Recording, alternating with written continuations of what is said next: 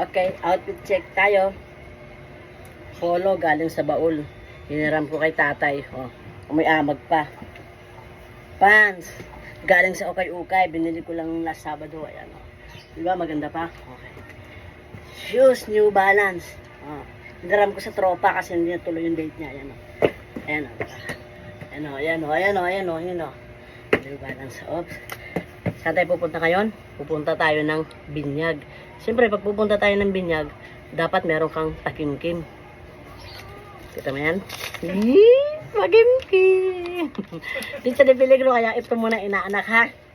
Siyempre, pag nagbigay ka nito, hindi naman mawawala yung kainan. Pagkakain na, alam na. Ready tayo dyan.